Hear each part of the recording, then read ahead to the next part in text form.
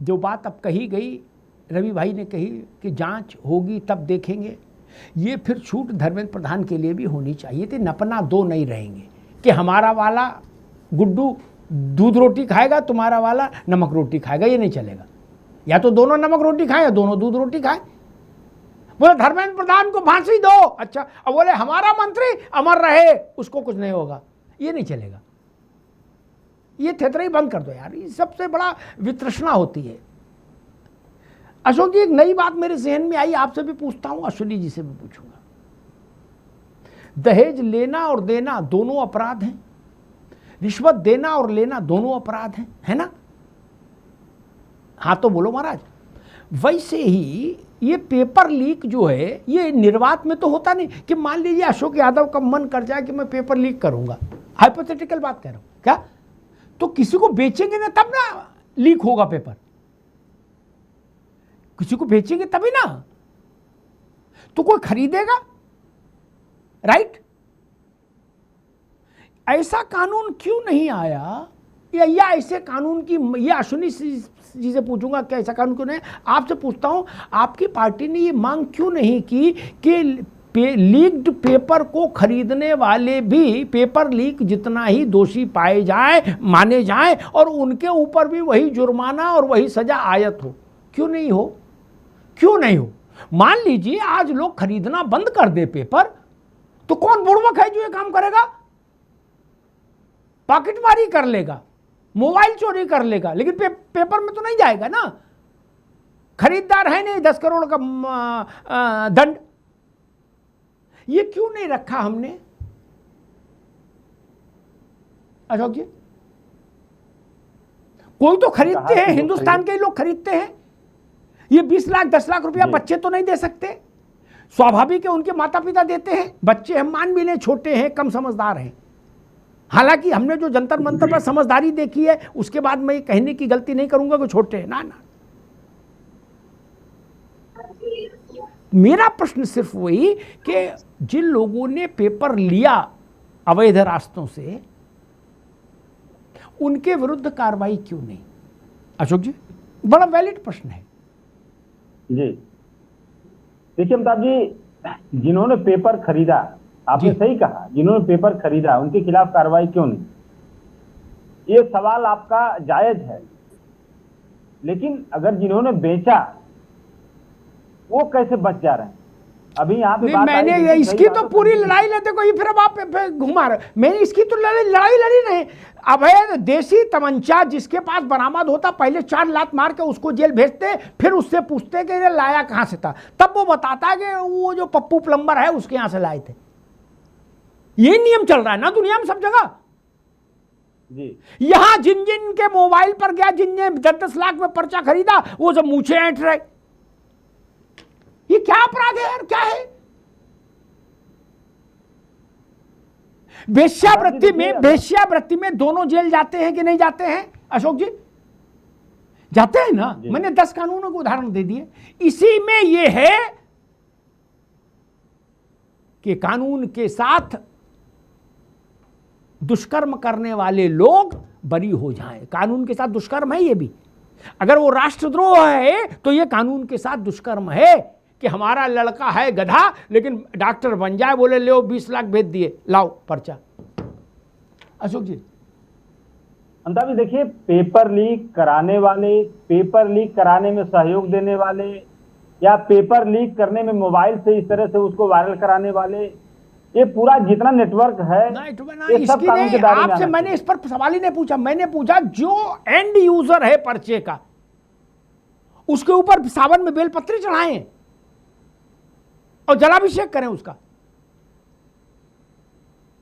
देखिए ये सवाल चर्चा का विषय हो सकता है, ये सवाल चर्चा का विषय हो सकता है। आपकी पार्टी ने इसको क्यों नहीं उठाया? राहुल गांधी ने इसको क्यों नहीं उठाया? विपक्ष ने? इस वक्त तो राहुल जी अखिलेश जी एक ही है।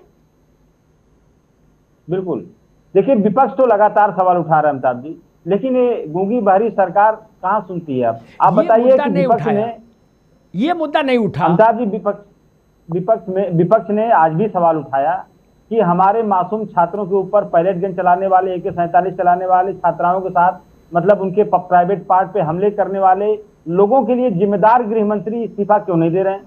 यही ना मांग आज विपक्ष की है। तो हमारी मांग को सरकार अनसुना करती है। हम तो कह रहे हैं भाई, पेपर लीक कराने में जितना नेटवर्क है, जितना नेटवर्क है, जितना बड़ा नेटवर्क है, बड़ा सारे विषय, नेटवर्क ठीक की है, आप कमी रुकिए निकाल जाए। ना, आप रुक जाइए। रवि जी छोटी सी टिप्पणी करिए, मनीष जी भी छोटी सी टिप्पणी होगी, फिर लास्ट में अश्विनी जी से इसी सवाल पर बात करें। रवि जी, सवाल वही है, जो लोग अवैध ढंग से पेपर हासिल करते हैं और उसके लिए बड़ी राशि देते हैं, 10 लाख, 20 लाख, 30 लाख, ठीक, उन लोगों के खिलाफ कार्रवाई की मांग कोई नहीं कर रहा, सबके मुंह में दही जमा हुआ है। नहीं, निश्चित रूप से उनके खिलाफ कार्रवाई होनी चाहिए। तो ये बात राहुल गांधी से बुलवाओ ना।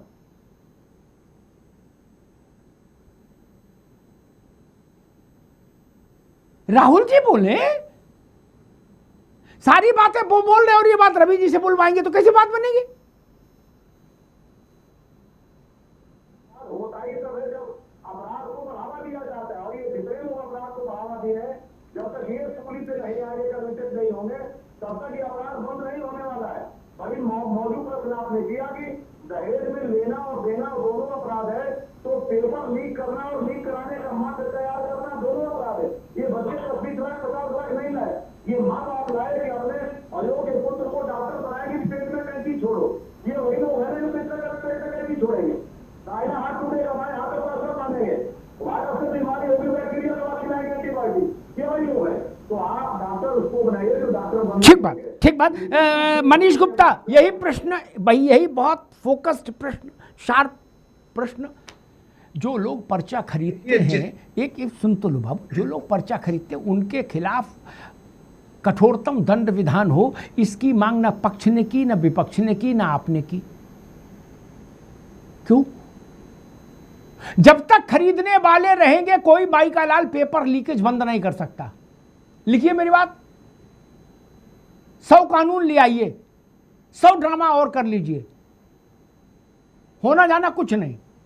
मनीष गुप्ता, बिल्कुल आपने सही कहा, और वो भी ऐसे हो कि जैसे नाबालिग अगर गाड़ी चलाते में किसी को ठोक देता है तो उसके बाद को भी सजा होती है जिसकी गाड़ी है। तो इस प्रकार से यह हो नहीं चाहिए। और अयोग्यता की बात तो कांग्रेस करे ना, भाजपा कांग्रेस कोई ना करे, क्योंकि जिसके -46 नंबर आ जाते हैं ना, वो भी मास्टर ऑफ सर्जरी हो जाता है।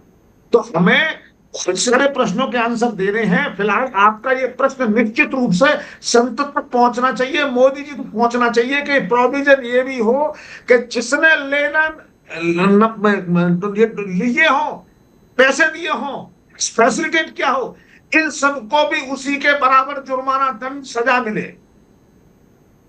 ठीक, मैं हैरान हूं कि इतनी बड़ी बात, अवैध असला जिसके पास पकड़ा जाए वो भी जेल जाता है, जिसने असला सप्लाई किया वो भी जेल जाता है, दोनों मुकदमा होता है। नारकोटिक्स की चीज जिसके पास पकड़ी जाती वो भी, और जो पेडलर है वो भी, दोनों जेल जाते हैं। ठीक, इससे मतलब नहीं कि हमने तो अपनी पीने के लिए रखी थी ये पुड़िया ना, आप भी अंदर जाते हैं। और पुड़िया लाने वाला भी, अशोक जी सुनते रहिएगा मेरी बात, दहेज लेने और देने में दोनों अंदर जाते हैं, रिश्वत देने और लेने में दोनों अंदर जाते हैं। ये इकलौता कानून है जिसपे सारे राजनीतिक दलों ने अपने मुंह में दही जमा लिया, हाथों में मेहंदी लगा ली, बोले ना इस पे नहीं बोलेंगे। 10 करोड़ नहीं 100 करोड़ जुर्माना करो, लेकिन उनका क्या होगा जो पेपर खरीद रहे हैं 10-10 लाख रुपया, 20-20 लाख रुपया देके? वो आनंद लेंगे। जब तक खरीदार मौजूद रहेंगे, भारतीय जनता पार्टी को समझना होगा, मोदी जी की सरकार को, तब तक पेपर लीक को रोकना, आप वैसे समझ लीजिए कि भाई आप बैल का दूध, हम बैल का दूध निकालेंगे, ये वैसी कोशिश हो जाएगी। ठीक है, करिए, अच्छा है, कुछ ना कुछ होता रहे, अदालतें भी व्यस्त रहेंगी। जिस चीज में इतना पैसा इन्वॉल्व हो, लक्ष्मी के इतना विकट कृपा हो जिस धंधे में, कौन छोड़ेगा उसको?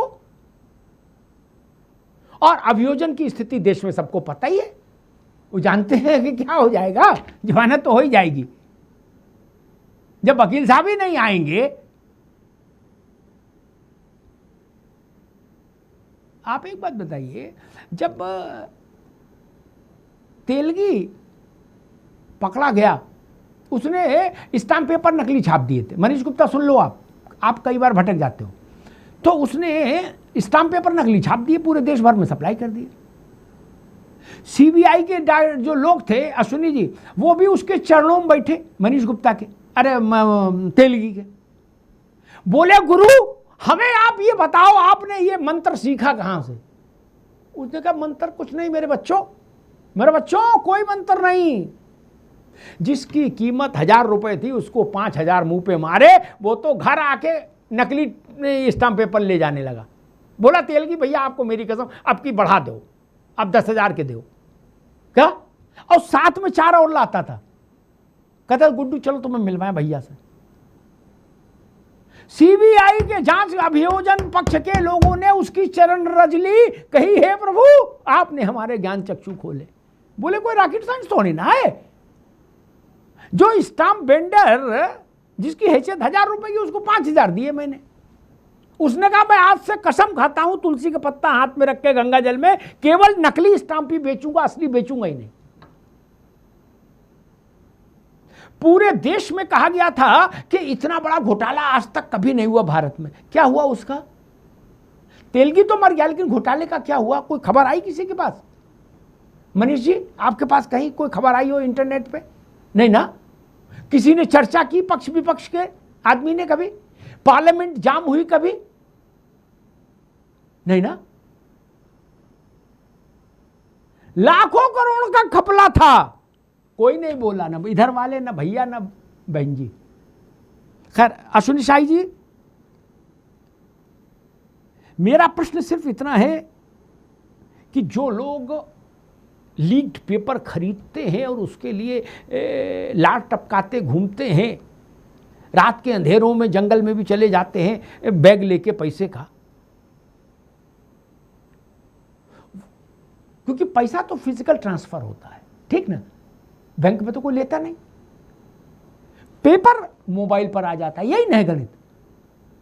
ये इकलौता कानून है जिसपे भाजपा, सपा, बसपा, कांग्रेस, जनता दल, लोक दल, फलान ढिकान, कॉकरोच वाले, छिपकली वाले, कोई नहीं बोल रहा कि जो पेपर खरीदते हैं उनको भी इसके कानून के दंड विधान के अधीन लाना चाहिए। अश्विनी जी, मैंने 5 कानून बताए देश में, 6 कानून जिसमें दोनों लोग, दोनों पक्ष समान दोषी माने जाते हैं।